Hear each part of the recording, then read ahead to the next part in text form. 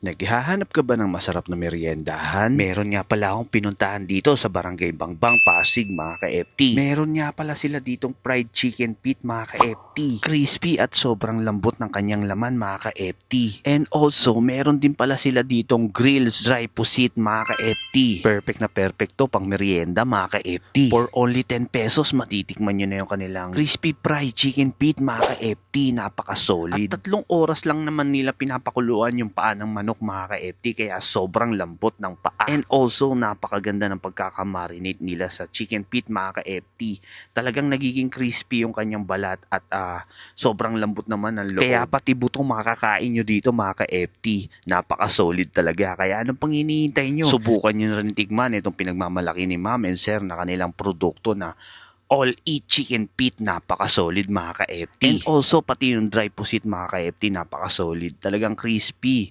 At hindi siya kumukunat mga ka-FT kahit na ilang oras mo na siyang hindi kinakain. Talagang napaka-crispy pa rin ang kanyang dry pusit mga ka-FT. At galing pa pala ng probinsya ng Hulosulu tong dry pusit nila mga ka-FT, kaya napaka-solid. Huwag na natin patagalin to mga ka-FT. Tikman na natin ang pinagmamalaki ni Ma'am and Sir na kanilang napaka-solid na meriendahan. So ano pang hinihintay natin? Let's Gina!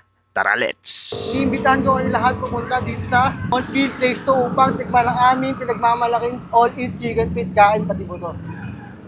Nagbubukas kami alas 4 hanggang alas 8, minsan alas 7, ubus na kami kaya agahan nyo yung punta. Inahaya ko rin kayo kumain ng aming dried pusit galing Mindanao.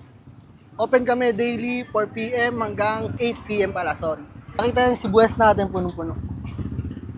Thank you guys, kita kits. Yo, what's up mga ka-FT? Sa magandang hapon natin lahat. Nandito nga pala tayo ngayon sa Barangay Bangbang para tikman itong mga bagong dish ng may-ari. Anong pangalan nito, sir? All-eat chicken feet. All-eat chicken feet. All-eat chicken feet. For only 10 pesos po, matitikman nyo yung kanilang chicken feet. Yan, fried chicken feet. Then, meron sila ditong squid. Ano ba itong tawag dito? Dry squid. Meron silang 20 pesos. Then, 10 pesos. So, tikman natin yung kanilang chicken feet for only 10 pesos. Grabe, ang lambot, oh. So, tikman natin. Then, meron sila ditong mga gravy.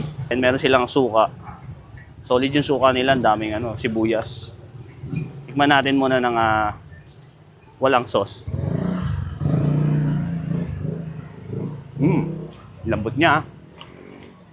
Ito yung buto. Kuha ko kagad yung buto. Sobrang lambot.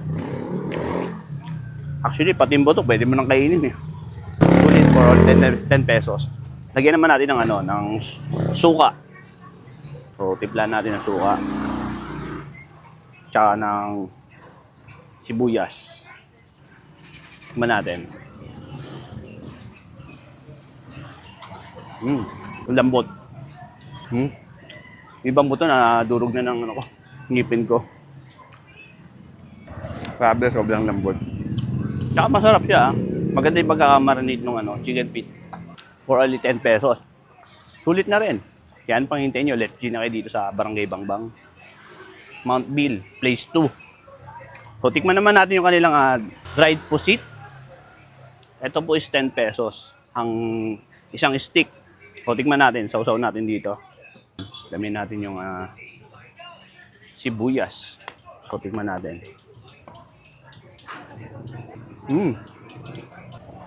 Sarap. Ganda rin pagkakaiyaw. Crispy yung pusit. Sulit na rin sa 10 pesos. Not bad na rin. Tikman naman natin yung kanilang isang sweet na medyo mas malaki siya dito. Tingnan mo. Ito 10 pesos. Ito 20 pesos.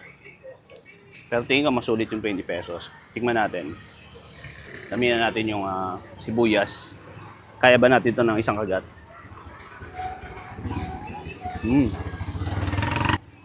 sarap. Crispy siya. Kahit na kanina pa siya naiyaw, hindi siya makunat. Kaya ano pang hinihintay nyo? Let's Gina kayo dito sa Barangay Bangbang. Saan nga galing to, sir? Hulo. Hulo? Sulu? Hulo sulu. O yung sweet nila galing pa ng Hulo, Sulu. Shoutout yan sa mga kaibigan nating Muslim dyan sa Mindanao. Ano pang hinihintay nyo? Let's Gina kayo dito. At dito ko natatapusin tong video na to. Sana nabusog ka rin sa panonood sa aking video mga ka-FT. Maraming salamat nga pala sa lahat ng mga followers ko at mga viewers ko. Stay safe and have fun. So see you in my next vlog.